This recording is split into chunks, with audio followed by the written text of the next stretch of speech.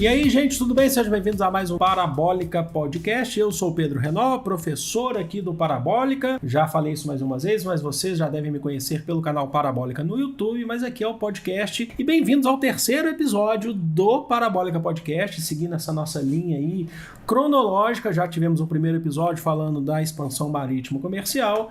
O segundo episódio nós falamos do período pré-colonial, teve bastante coisa interessante para falar. E hoje chegamos num marco da história do Brasil, que são as capitanias hereditárias. Isso mesmo, vamos falar hoje das capitanias hereditárias, que é motivo de muito questionamento por parte aí de várias pessoas que falam aqui, para que eu vou estudar capitanias hereditárias, professor? E eu vou estudar capitanias hereditárias para entender, inclusive, o Brasil da atualidade. Sabe aquele tanto de gente que tem no Congresso, principalmente quando a gente fala de bancada ruralista, donos, proprietários de imensidões de terras, reis do gado, esse tipo de coisa? Pois é, muitas coisas começaram a acontecer, pelo menos a estrutura, dentro das capitanias hereditárias. E é isso que a gente vai falar hoje, como que se deu esse processo, mas mais do que tudo, eu gostaria muito de lembrá-los que o nosso podcast, Parabólica Podcast, não tem necessariamente fins para fazer uma discussão, então trazer convidados do tipo para falar, tentar esgotar o assunto, até mesmo porque não há como esgotar esse tipo de assunto, mas ele é focado pela didática que vocês já me conhecem muito bem. Eu acho que eu tenho uma boa didática, afinal de contas a gente precisa acreditar no nosso trabalho, né? A didática voltada para vestibulares. E o Enem também, logicamente, a gente não pode descartar o Enem, o Exame Nacional do Ensino Médio. Então a gente agora sim está falando sobre o período de colonização do Brasil. Então se ajeite aí na sua cadeira, você que está aí lavando a sua louça, fazendo sua corrida no parque, dando milho para os pombos ou sei lá o que, qualquer tipo de coisa, e vem comigo.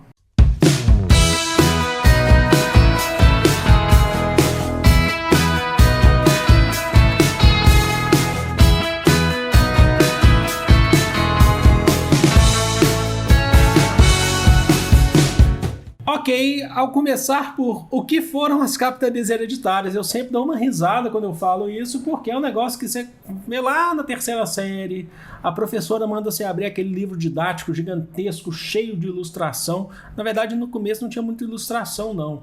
E tava lá, capitanias hereditárias. Aí você ficava bravo pra caramba. Como é que vai ser cobrar, ver isso na prova? Eu preciso saber isso de fato, mas precisa, e a gente vai entender aqui. O que são as capitanias hereditárias? Nada mais, nada menos do que o primeiro sistema administrativo implementado pela coroa portuguesa, período manuelino, Dom Manuel, na sua colônia mais próspera, que ainda não era mais próspera, vai ser a partir de agora, o Brasil. Então é o primeiro sistema administrativo.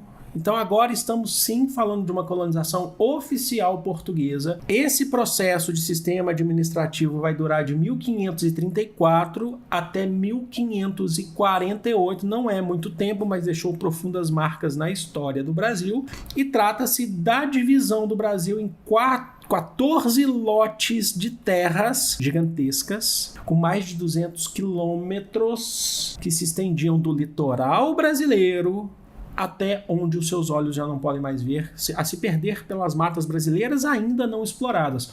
O capitão donatário, que era o dono da capitania, ele olhava a oeste, partindo do ponto de vista do litoral, e falava, tudo isso aqui, essa imensidão, me pertence. Foram 14 lotes de terras doadas aos capitães donatários, que a gente pode chamar de donatários, que Portugal doou, de fato. Então, o que a gente costuma mais trabalhar nesse contexto é o conceito de transferência. Há uma transferência da responsabilidade da colonização do Estado português para particulares. Então a gente já está falando de um processo de transferência de responsabilidade, a gente está falando inclusive já de um processo que seria uma terceirização dos períodos coloniais, certo? Você transfere a responsabilidade da colonização para os capitães donatários, pessoas que vão se responsabilizar por colonizar cada capitania. Então, para ter um controle melhor, você faz 14 capitanias doadas a 13 capitães, porque um deles tinha 2 capitanias mais ao sul. Se eu não me engano era Santo Amaro, Santa Catarina, eu não me lembro. Um era Santo Amaro. Mas enfim, vocês não precisam guardar, inclusive, os nomes dos capitães donatários. A gente vai falar alguns por aqui, mas alguns que foram mais notáveis.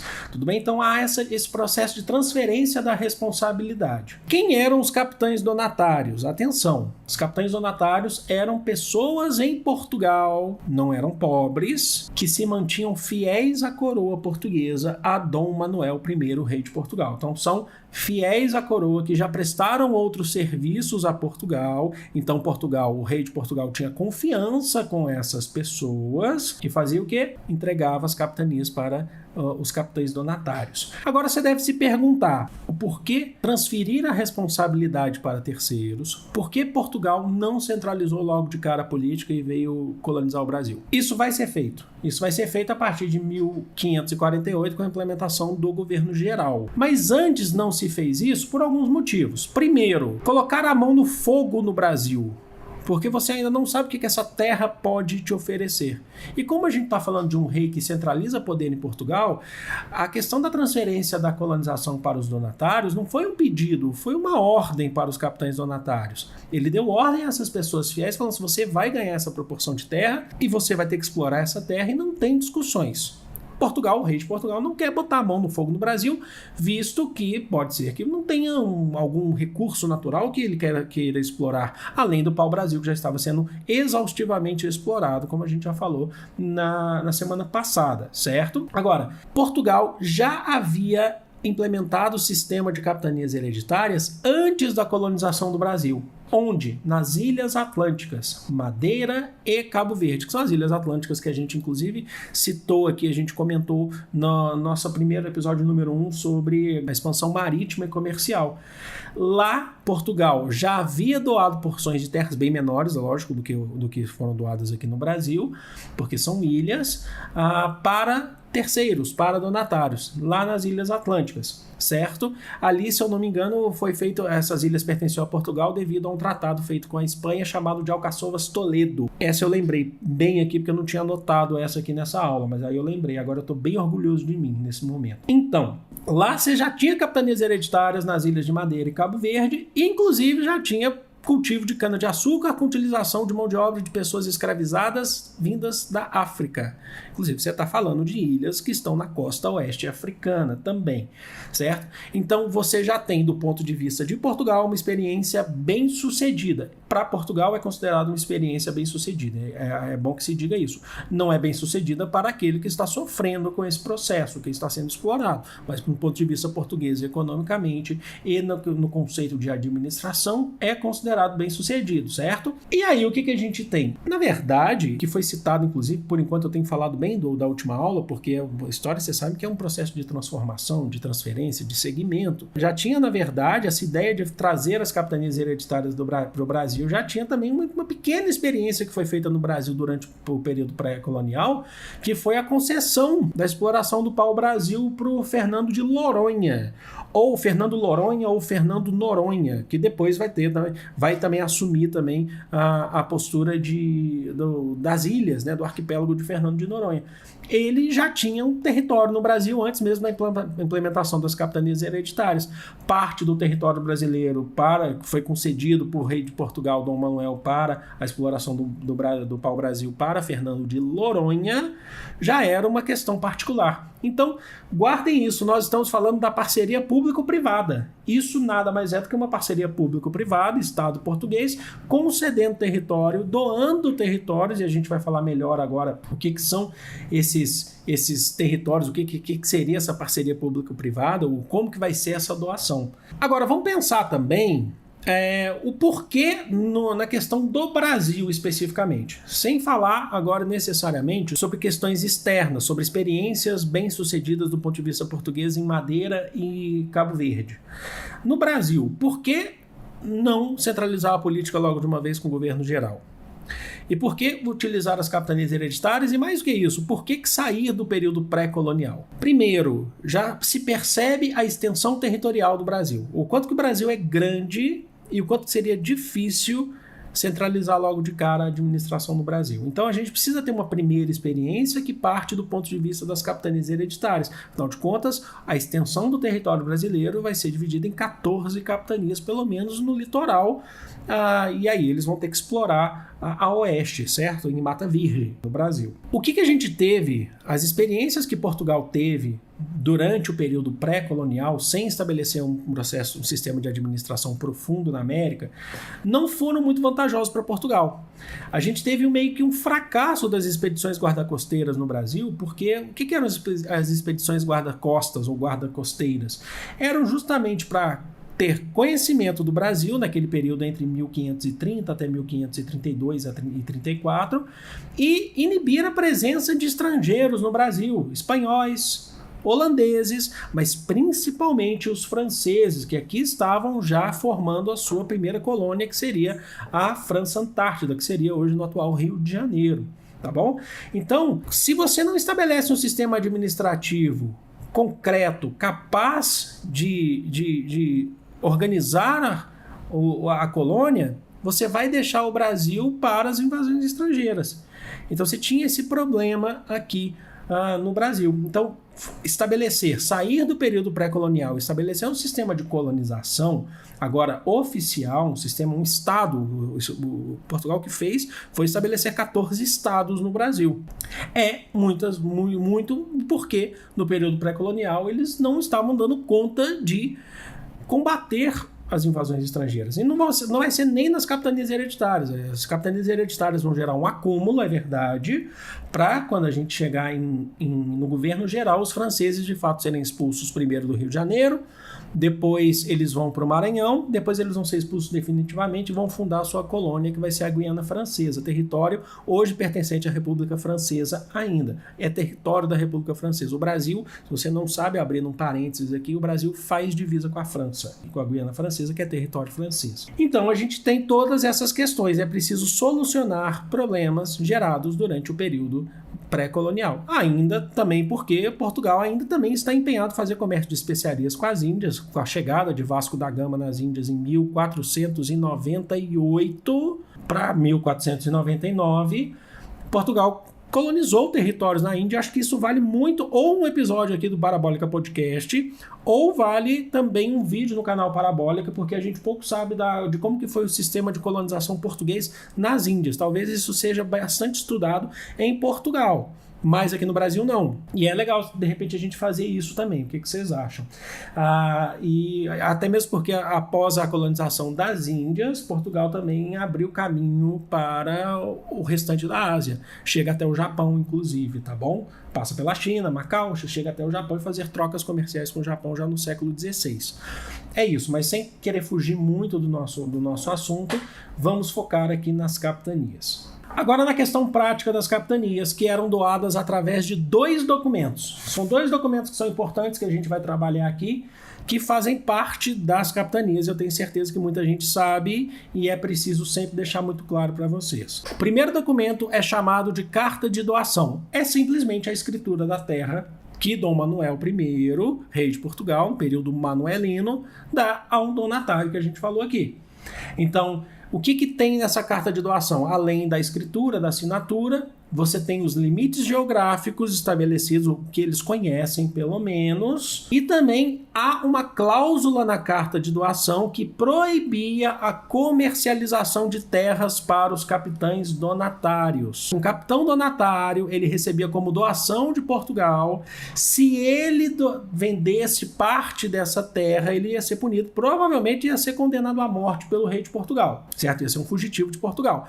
Então, na carta de doação era proibida a comercialização de terras. E era definido a posse da terra também, só que essa posse, tem gente que vai falar sobre consignado, né? A posse dessa terra era uma forma de entregar para o donatário, mas se ele não andar na linha, ele pode perder a posse dessa terra e o rei de Portugal pode dar essa terra para outra pessoa. O que a gente está querendo dizer aqui? Atenção, a transferência da terra só pode ser por hereditariedade. É por isso que a gente fala capitanias hereditárias. Quando o donatário morre, o seu filho mais velho assume a capitania. É assim que funcionava as capitanias hereditárias, certo? Então ele não poderia vender. Se ele vendesse, ele estaria cometendo um crime perante a corte de Lisboa, a corte portuguesa. Tudo bem? Agora, o documento mais famoso é a Carta Foral. Só para constar, foral vem de foro. Foro ou carta foral já era um sistema utilizado por Portugal desde o século XII, Idade Média, pouco antes da formação do Estado português, antes da Revolução de Avis, que levou à formação do Estado português. O que é a carta foral? A carta foral, utilizada já na Idade Média por Portugal, era simplesmente a formação de conselhos que iam definir privilégios e deveres das pessoas. Isso era muito utilizado em Portugal em municípios, cidades. Naquela cidade, a carta foral é a lei que vale para as pessoas mais poderosas de determinada vila medieval, de determinada cidade medieval. Ela ganhou proporções maiores quando Portugal se torna um Estado nacional e maiores ainda com a colonização brasileira, porque eles vão lá e criam um conselho ligado ao rei Dom Manuel I, rei de Portugal, e estabelece direitos, privilégios, na verdade, e deveres para os donatários aqui no Brasil. Então, foral vem de foro, vem de conselho. O conselho votou quais seriam os privilégios e quais seriam os deveres dos donatários, dessa vez ligados ao rei de Portugal. Vamos entender agora, gente, quais são aí os principais direitos e deveres. E a gente já começa com talvez o que seria a parte mais importante desses direitos e deveres, que seria a doação de sesmarias. Atenção, na verdade, isso aqui são os privilégios, né? A gente começa com os privilégios. O que seriam as sesmarias? Sesmarias nada mais eram, ou nada mais são, não chamam mais sesmarias, mas com grandes proporções de terras, que são que os donatários podem doar também a pessoas fiéis à coroa, fiéis a ele, nesse caso, aqui no Brasil. Então, sesmarias, grandes proporções de terras. Quem ganham essas grandes proporções de terras são os sesmeiros. Hoje, a gente chamaria de latifúndio e os latifundiários, os grandes proprietários de terra. É muito importante que a gente saiba, porque eu juro para vocês, eu já vi material didático falando que a base do Brasil, as sesmarias, no período colonial que gerou a base da nossa estrutura fundiária hoje, eram pequenas propriedades de terra. As sesmarias eram grandes proporções de terra, não eram pequenas propriedades de terra. Eu não sei, não lembro qual que era a fonte, mas eu li uma vez um livro didático sobre isso, tá bem? Extremamente equivocado, não sei como que passou.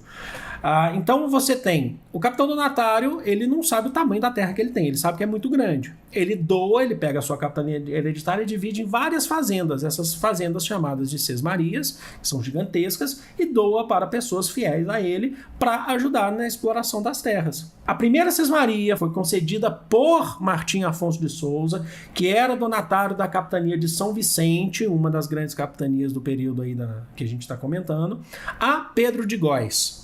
Então entrou uma família importante, inclusive, na história do Brasil, que é Góis, tá?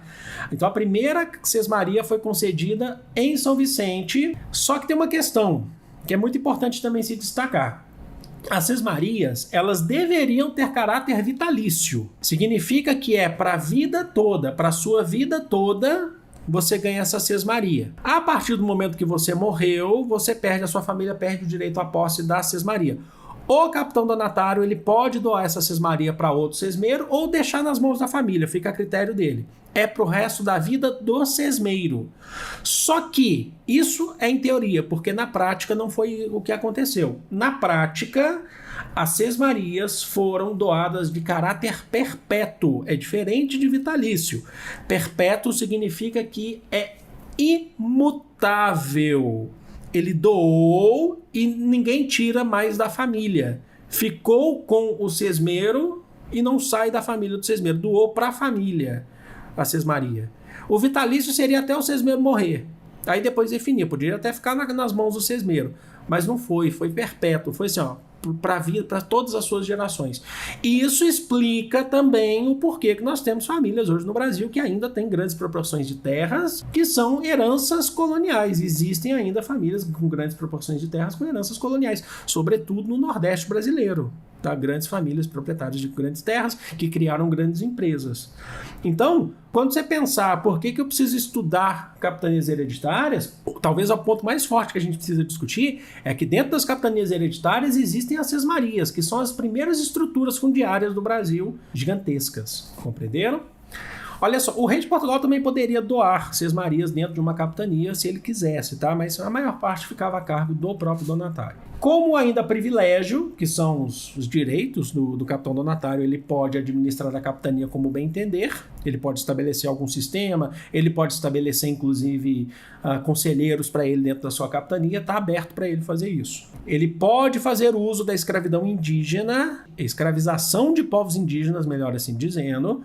Ele pode, principalmente o que eles vão chamar de indígenas, povos indígenas arredios, aqueles que se revoltam, aqueles que eles não conseguem ter uma relação, inclusive que a gente falou no episódio passado, que eles não conseguem praticar o cunhadismo com esses povos indígenas. O cunhadismo foi um termo muito utilizado pelo Gilberto Freire, no caso da Grande Senzala, inclusive. Então, como privilégio dos capitães donatários, eles podem fazer uso da escravização de povos indígenas dentro de seu território. Se ele não quiser fazer, tudo bem. A questão é que ele precisa explorar a terra. Ele pode, dentro da sua capitania, exercer a função judicial, significa que ele não precisa recorrer à corte portuguesa quando há um crime dentro da sua própria capitania.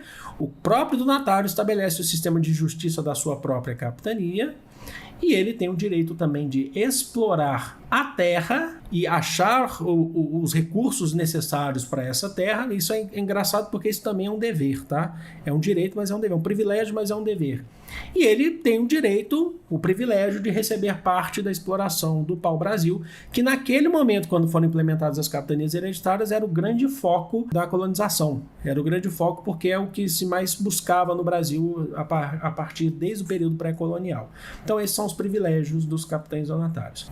Sabendo dos privilégios, vamos então agora para os deveres dos donatários, contidos aí também nos forais portugueses, os forais manuelinos. Olha só, entre os deveres, entregar 10% do lucro da exploração da terra para Portugal. Tudo que se explora na terra, esse donatário tem que entregar para Portugal. Ele tem direito a 90%, olha só. Aí você pode falar, é um negócio que eu sempre falei em sala de aula. Nossa, então eu entregava muito pouco para Portugal. Afinal de contas, a capitania é do donatário. Mas imagina 10% de cada capitania e com tanto de riqueza e recursos naturais que o Brasil pode ter. Isso de exploração de terra. Por quê? Aqui é um ponto bem interessante, eu gosto muito de falar disso. Também tinha como dever entregar 20% da exploração de metais preciosos caso encontre a Portugal. É que naquele período não tinha encontrado para exploração. O que a gente está falando? 20% da exploração do ouro, a gente já está definindo o quinto. Então, por exemplo, caiu na sua prova lá, falando assim que o quinto foi um imposto inédito definido pela sociedade mineradora no início do século XVIII, está errado. O quinto já era estabelecido em lei pelo foral, pelos forais manuelinos, no início da colonização, que se encontrasse ouro, prata ou metais preciosos, 20% deveria se destinar a Portugal. Certo? Então o quinto já existe antes da exploração aurífera no Brasil. A questão é que não encontraram ouro. O ouro existe. Não encontraram. Mas então 20% você tem que passar para Portugal, já era estabelecido. Mais um dever do capitão donatário é defender fronteiras. Vocês lembram que a gente falou, inclusive, no começo desse episódio, que uma das grandes dificuldades que se tinha no período pré-colonial era por conta das invasões estrangeiras? Então, precisa defender fronteiras. É função do capitão donatário, inclusive, um dos grandes motivos ele está aqui é isso, colocar o Brasil para Portugal de fato. Tudo bem, é doação, é particular, mas é de Portugal, pelo Tratado de Tordesilhas de 1494, certo?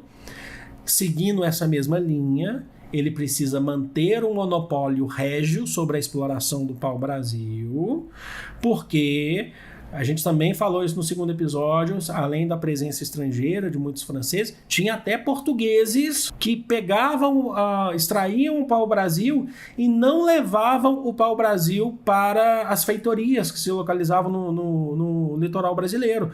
Toda a exploração que se fazia no Brasil tinha que ser levada para a feitoria. Da feitoria se fazia a negociação e se mandava para Portugal. Você tinha, inclusive, portugueses que chegavam aqui sem o conhecimento da coroa portuguesa e exploravam o pau-brasil e levavam em suas caravelas, levavam em suas naus sem passar pelas feitorias. Isso era considerado, do ponto de vista português, um contrabando. Também temos a obrigatoriedade do capitão donatário ou do donatário de fundar vilas. Por que fundar vilas? Para colonizar. Você só consegue colonizar se você consegue manter um núcleo populacional.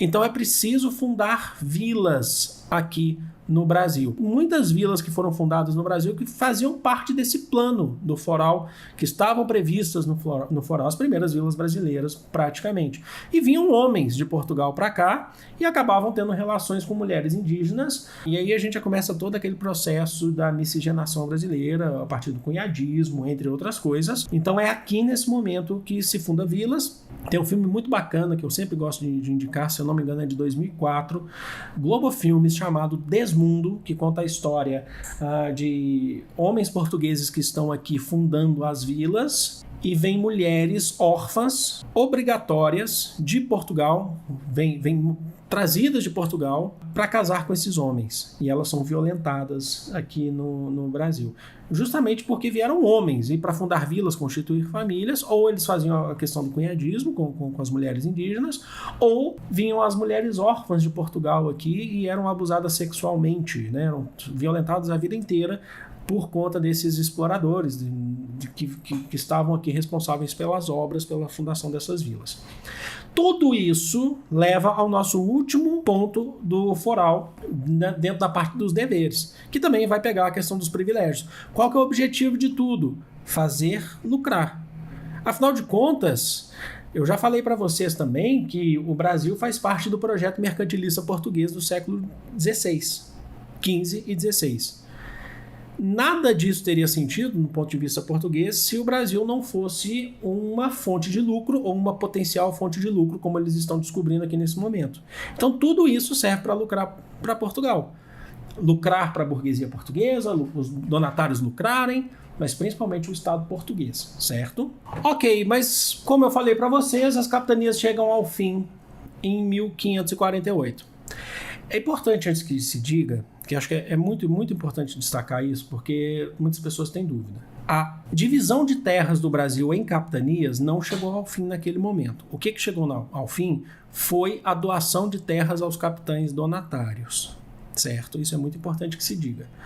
Portugal estabeleceu uma centralização política e administrativa no Brasil através do governo geral. Aí que a gente tem os três principais aí que a gente conhece, que são os três primeiros, que foram Tomé de Souza, Duarte da Costa e Mendes Sá. Agora, as capitanias, enquanto divisão territorial, foram bem aceitas por Portugal. Continuaram. O donatário, ele não é mais dono da terra. Ele perde a terra, ele retorna para Portugal, ou fica aqui no Brasil mesmo, ganha alguma função política, ganha alguma função dentro desse sistema do governo geral, mas o processo, a divisão de terras continua. As capitanias no Brasil, elas continuam nesse formato que a gente conhece, elas se modificam, outras surgem, mas só enquanto organização estrutural. Até 1821, até próximo da independência do Brasil, até o finalzinho ali, período joanino, entrando já na regência de Dom Pedro I. Depois, essas capitanias são chamadas de províncias durante o Império, e com a proclamação da República a gente passa a conhecer os estados brasileiros. Então guardem isso, colônia é capitania,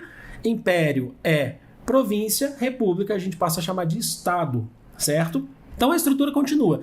Existem os donatários. Se você achar aí, de repente, você está lendo um texto, você fala um donatário em 1650. Eu falei, agora deu um nó na cabeça. Mas esse donatário não recebeu terra. Muitas vezes esse donatário, é porque o nome ficou, ele se torna, na verdade é o capitão, se torna às vezes um governador da capitania, mas a capitania não é dele. Ele é nomeado pelo governo geral ou então por Portugal. Tudo bem?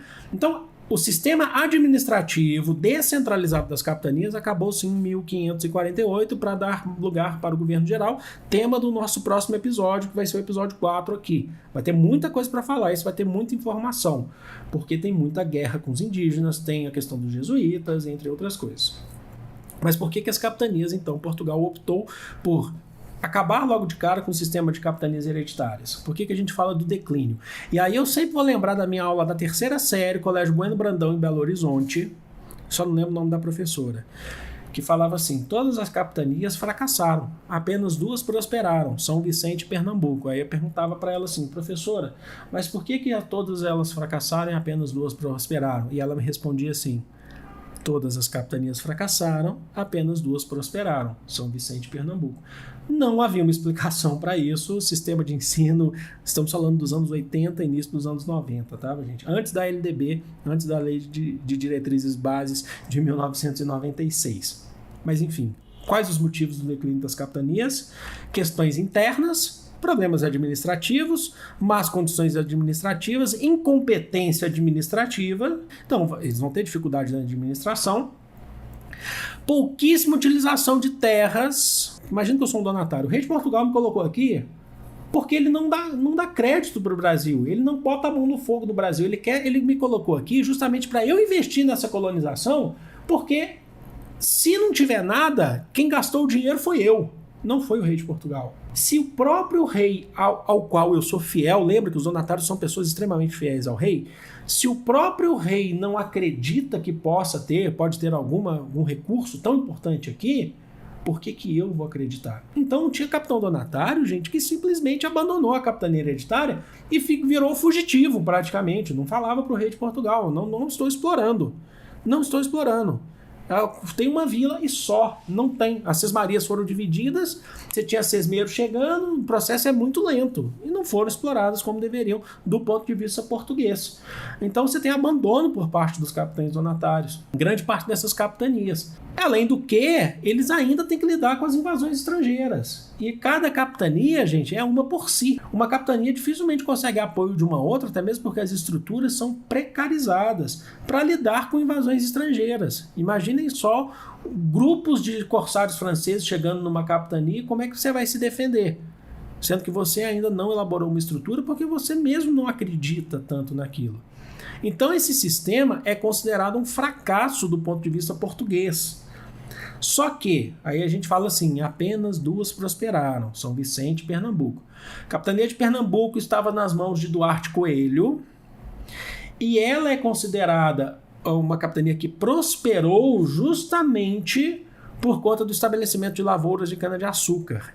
Aí sim, a gente vai ter um episódio só sobre economia, tá? Que vai ter que ser diferente do governo, separado do governo geral, porque se não for, o episódio vai durar 3 horas. Cana-de-açúcar, que vai ser o grande produto da colônia, antes da gente conhecer a mineração.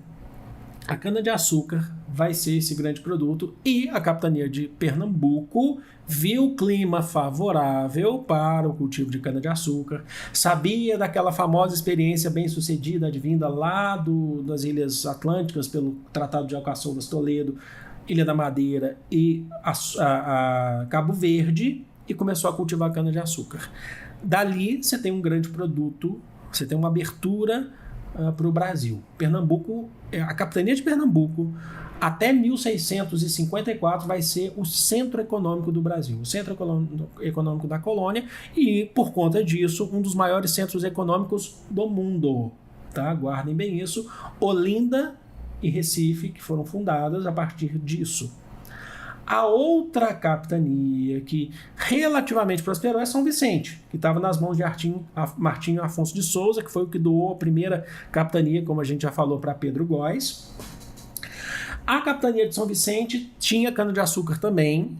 É possível encontrar, inclusive, estruturas de engenhos de cana-de-açúcar do século XVI em São Vicente, que seria hoje o que seria a capitania de São Paulo, depois passou a se chamar capitania de São Paulo, tá? Só para vocês terem noção. Mas ela era, sobretudo, utilizada para a captura de indígenas para serem escravizados. Então ali era um grande foco, inclusive a região dos bandeirantes paulistas, não é? Ali era um grande foco de comércio de escravizados, de pessoas que eram escravizadas inicialmente indígenas.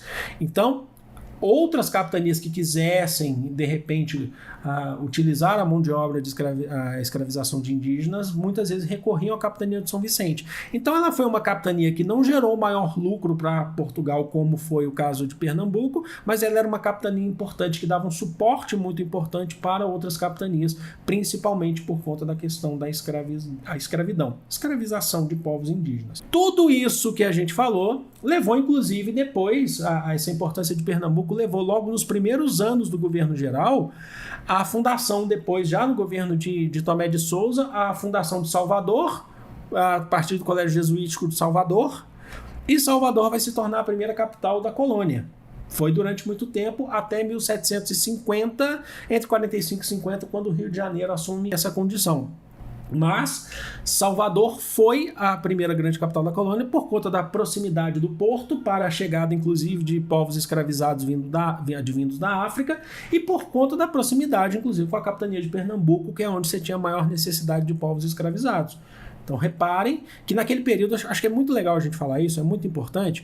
Nós, enquanto professores, a gente sempre trabalha com o norte, nordeste do Brasil e sudeste, quando a gente fala daquela troca, quando a cana-de-açúcar cai lá em Pernambuco e acham ouro em Minas Gerais. Naquele período, você não tratava como nordeste e sudeste, a gente fala isso hoje, era norte e sul. Tá? Então o norte do Brasil era potencialmente muito mais favorável economicamente, lembrando do ponto de vista de Portugal. Tudo bem?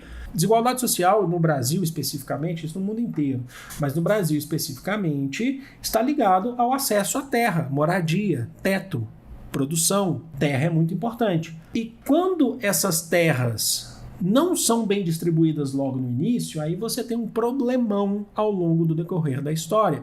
Você tem aí um grande problema que precisa ser solucionado e a gente vive isso até hoje, essa tentativa de solucionar. A questão fundiária, a concentração fundiária no Brasil hoje é gravíssima, é talvez um dos maiores problemas que gera desigualdade social no Brasil, e ele está ligado diretamente, principalmente quando a gente falou das sesmarias. Quem que eram as pessoas que ganhavam terras no Brasil? Quem que estava interessado em lucrar com o Brasil? São pessoas ricas. É o Estado português, eram os donatários, eram os sesmeiros.